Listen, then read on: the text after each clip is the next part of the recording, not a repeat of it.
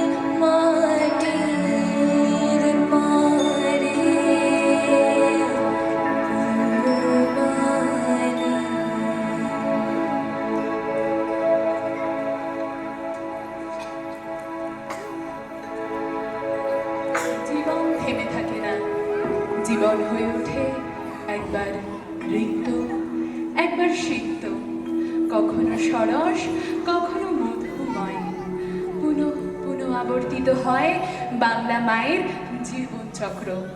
জননীর সঙ্গে সেই পালা বদলের নেশায় মেতে উঠেছি আমরাও।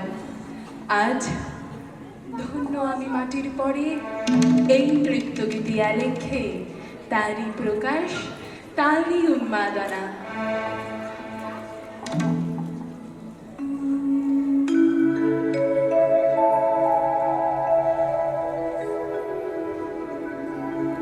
চৈত্র শেষে গাজনের সন্ন্যাসী গ্রামে গ্রামে ভিক্ষা সেরে ফিরে গেছে। মানব মন উৎসুক পুরাতন বছরের অপ্রাপ্তি আর আক্ষেপ মন থেকে মুছে ফেলে নব আনন্দে জেগে উঠতে। তাই বৈশাখের রৌদ্র করজ্জ্বল স্তব্ধ দগ্ধ দিনের শেষে অধীর প্রতীক্ষা, চঞ্চল উত্তামতার আকাশে বাতাসে তারই অনুরণন।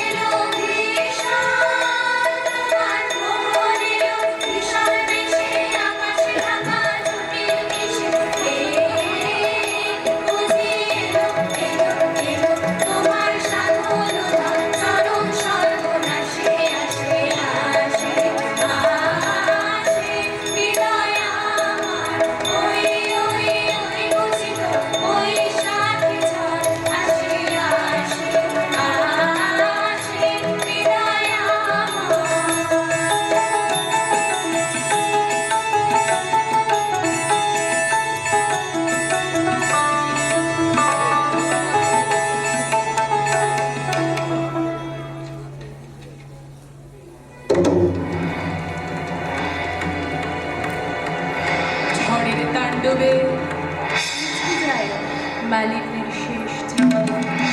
দীর্ঘ দিবাভাগ উজ্জ্বল উত্তপ্ত প্রখর তপনতাপে সন্ধ্যার নির্মেঘ আকাশের চন্দ্রকলা ধীরে ধীরে বাড়ে।